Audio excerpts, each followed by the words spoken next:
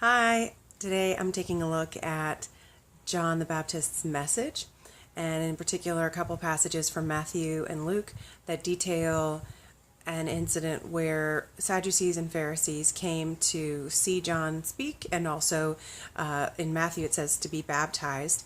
So he calls them a brood of vipers and says, "Who warned you to flee?" And then also in Luke it goes on to say that he addressed several other groups of people as well when they were asking him how they should act.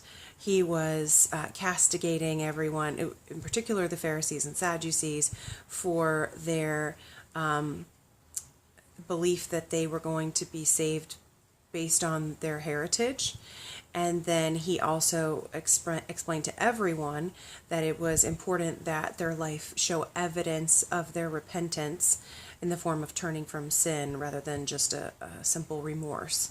So I went over a little bit all of those things, but I was really interested by this metaphor that John used of brood of vipers, because I remembered that Jesus had used it before, and I kind of wondered what relevance it had, maybe culturally, or what significance it might have had. So I took a little deeper look at that, and a couple of interesting things struck me. It's vipers are referred to 4 times in the Old Testament and 5 times in the New Testament.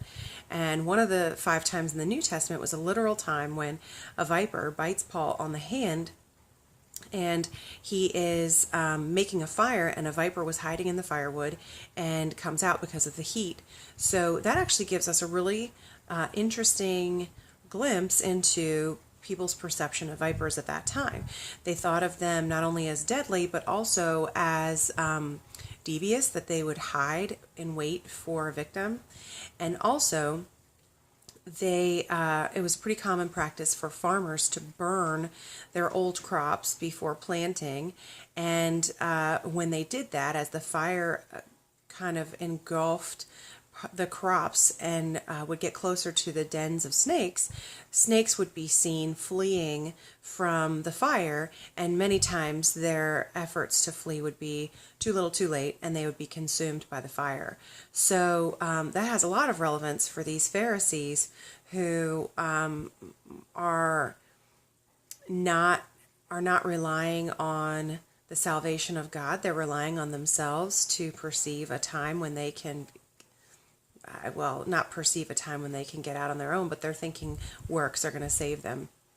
So it actually is this really good reference in terms of physically what people saw of snakes, but also their perception of these particular snakes being devious and waiting for victims, and also, of course, being descendants of the original serpent who was involved in the fall of man.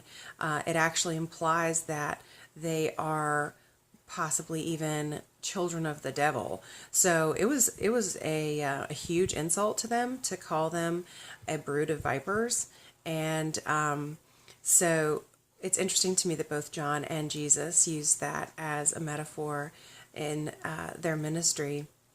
And it's kind of no wonder that it united the Pharisees and Sadducees, who were generally arguing with one another on several points of belief, but they were united in their condemnation of both Jesus and John. Not condemnation, I guess you could say that, but in their interest in seeing their demise, I guess. So take a look at the rest of the stuff. There's some interesting points about the rest, and I will see you next time.